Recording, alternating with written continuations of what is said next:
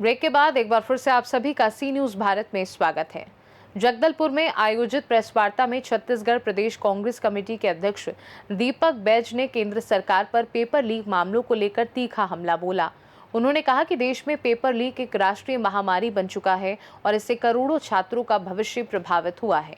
उन्होंने हाल ही में जगदलपुर की नीट अभ्यर्थी छात्रा की आत्महत्या का जिक्र करते हुए केंद्र सरकार को जिम्मेदार ठहराया है।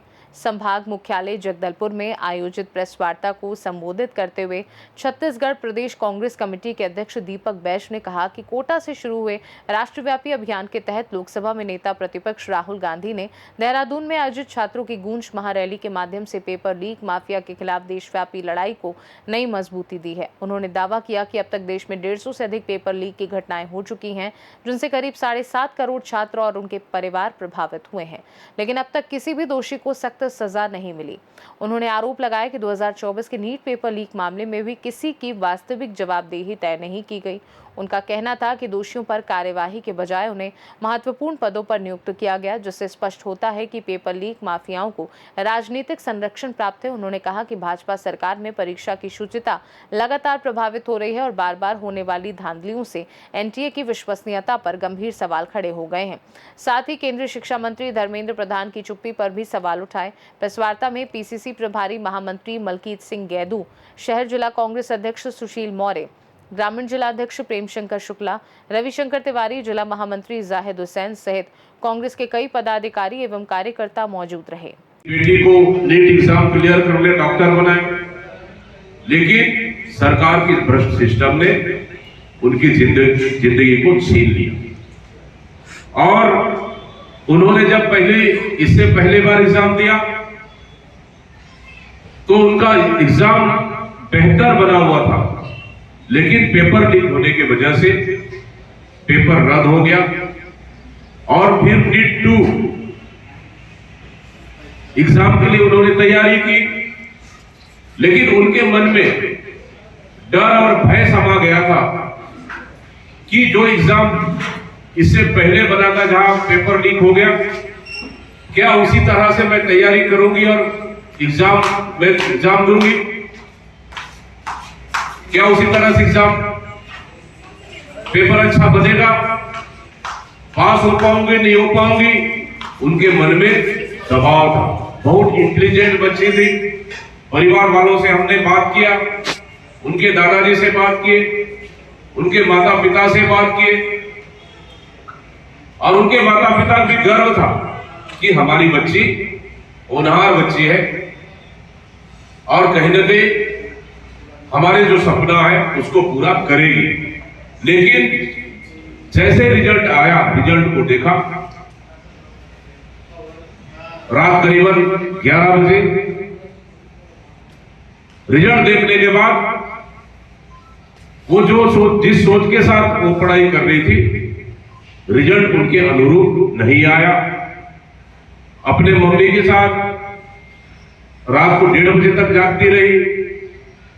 मम्मी को सोने देने के बाद रात को 1:30 से 3 बजे के बीच में फांसी लगाकर अपने घर में आत्महत्या कर ली। जब 3 बजे देखे मम्मी पापा तो बेटी थी नहीं। जब ढूंढने लगे तो कमरे में फांसी लटका हुआ वो मिली। वो क्षण इतना भावुक था कि उसको बयां कर पाना भी मैं समझता हूं मुनासिब नहीं है। जब परिवार वालों से चर्चा किए, रो रो कर बुरा हाल था। उनका पिता का सपना था कि, दादाजी का सपना था कि बेटी डॉक्टर बनेगी।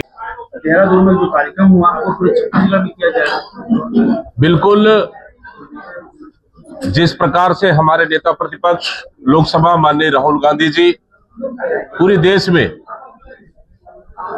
छात्रों के हक और अधिकार के लिए नीट पेपर लीक के खिलाफ में छात्रों की गूंज कार्यक्रम आयोजित कर रहे हैं। ये पूरे देश में चल रहा है।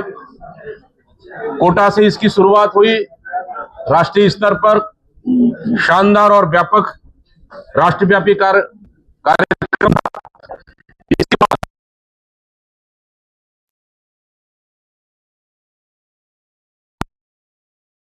माननीय राहुल गांधी जी ने हाथों के साथ उन्होंने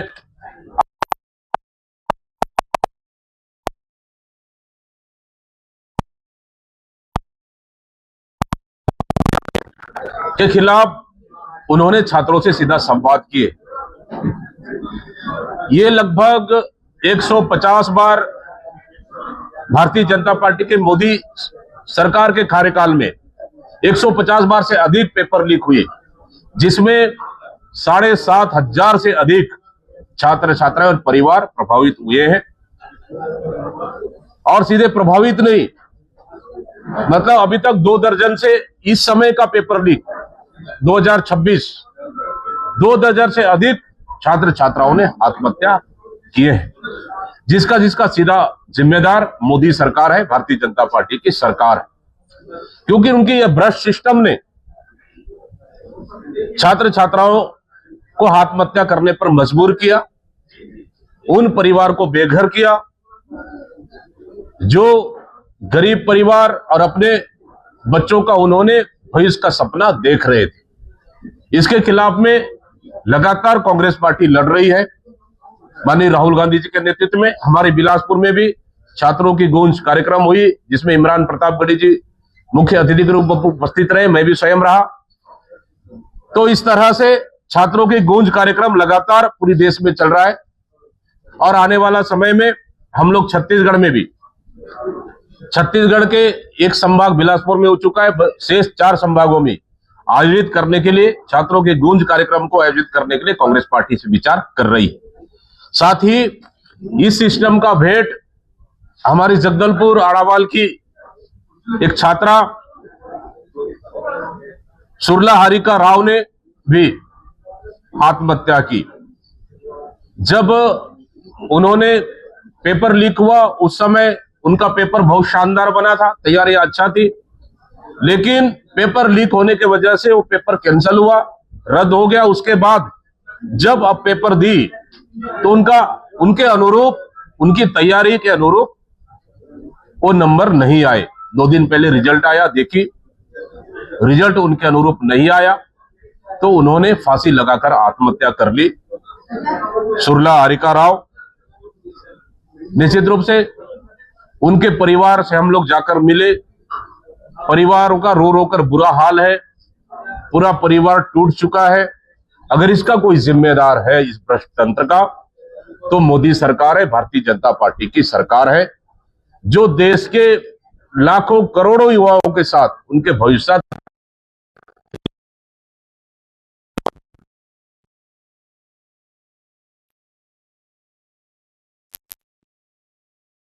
बात कर रहे हैं, ताकि इस भ्रष्ट सिस्टम के खिलाफ मजबूती के साथ लड़ाई लड़ सके और आने वाला समय इस भ्रष्ट सिस्टम को उखाड़ कर फेंक कर शिक्षा व्यवस्था को मजबूत कर सके।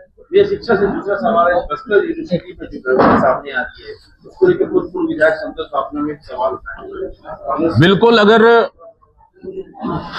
यूनिवर्सिटी और इंस्टीट्यूट में इस तरह की गड़बड़ियां है तो उसके लिए लड़ाई लड़नी चाहिए, क्योंकि इस सरकार में कोई भी ऐसा संस्था अछूता नहीं है जहां पे भ्रष्टाचार चरम पर न हो।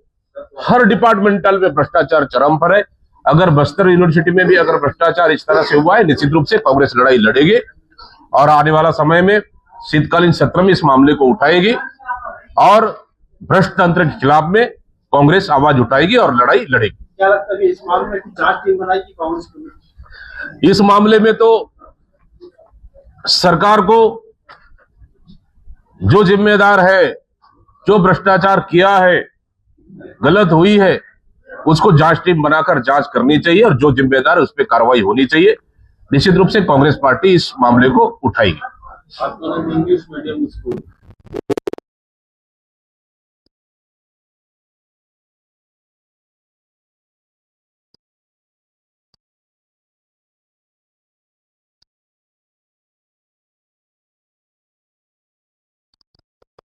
कोई आदिवासी परिवार के बच्चे निःशुल्क पढ़ सके, वो भी इंग्लिश मीडियम स्कूल में। इसके लिए हमारी कांग्रेस की सरकार ने लगभग 750 से अधिक English medium school Swami Atmanand खोला था, जिसमें कई युवाओं को, उन्होंने हजारों युवाओं को इस स्कूल खुलने से पद का सृजन भी हुआ था और नौकरियां भी दी।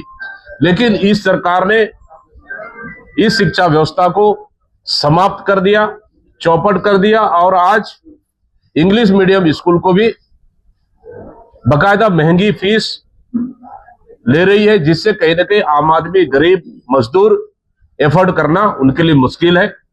और स्वामी आत्मानंद को इस सरकार ने ध्वस्त कर दिया है। आने वाला समय में निश्चित रूप से इसके लिए भी कांग्रेस लड़ रही है। आने वाला समय में फिर से जब हमारी सरकार आएगी, स्वामी आत्मानंद स्कूल को मजबूत करेंगे और इसका विस्तार करेंगे। कांग्रेस का ड्रीम प्रोजेक्ट है, इसलिए चीजें बिल्कुल, क्योंकि इस सरकार ने, देखेंगे आप, शिक्षा से कोई सरोकार नहीं। 10,463 स्कूल इस सरकार में 2.5 साल के अंदर बंद कर दिया। 58,000 से अधिक शिक्षक का पद खाली है। कई स्कूल शिक्षक विहीन है, सिंगल शिक्षक के भरोसे चल रहे हैं, लेकिन शिक्षक भर्ती नहीं करना। स्वास्थ्य व्यवस्था इस सरकार ने चौपट कर दिया। मतलब कुल मिला के ये सरकार नहीं चाहती कि बस्तर जैसे, सरगुजा जैसे सुदूर अंचल के युवा आदिवासी शिक्षा ग्रहण कर सके और स्वास्थ्य का लाभ ले सके। इसलिए शिक्षा और स्वास्थ्य को बुरी तरह से इस सरकार ने बर्बाद कर दिया। अध्यक्ष जी, बस्तर में अभी छत्तीसगढ़ बनने के बाद सबसे बड़ा तबादला घोटाला हो गया। शिक्षा विभाग में 150 से अधिक शिक्षकों का तबादला एक प्रभारी जिला शिक्षा अधिकारी ने किया है। और खास बात यह है कि जो एकल शिक्षक स्कूल तक बना रहा है, यदि 2 टीचर है तो वहां भी हटा दिया गया, संविदा शिक्षक को हटा दिया गया, परीक्षा अवधि वालों को हटा दिया गया। तो इतना बड़ा घोटाले पे कांग्रेस कैसे? देखिए, इस मामले को लड़ रही है, आने वाला समय भी लड़ेंगे। वास्तव में मैंने कहा कि सभी विभागों में सरकार पूरी तरह से गड़बड़ियां कर रही है और जिस तरह से शिक्षा सत्र शुरू हो चुकी है और अभी भी बहुत से स्कूल शिक्षक विहीन या शिक्षक विहीन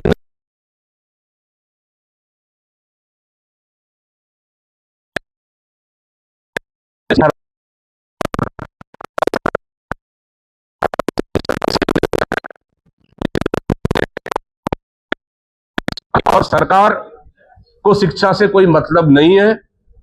शिक्षा को उन्होंने आय का जरिया बनाया है और ये सरकार ट्रांसफर उद्योग चला रहा है और कहीं ना कहीं भ्रष्टाचार इनका प्राथमिकता है, शिक्षा या स्वास्थ्य उनकी प्राथमिकता नहीं है।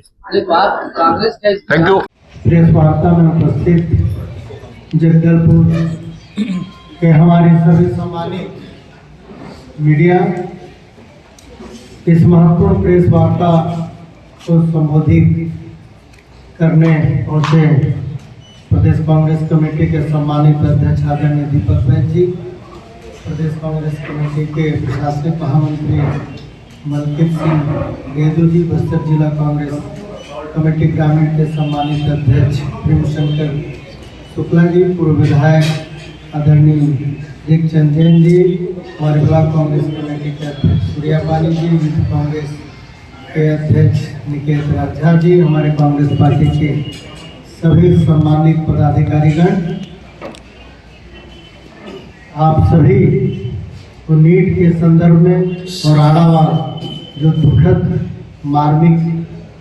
हुआ उसके संदर्भ में आज के महत्वपूर्ण प्रेस वार्ता को संबोधित करेंगे आदरणीय दीपक भाई।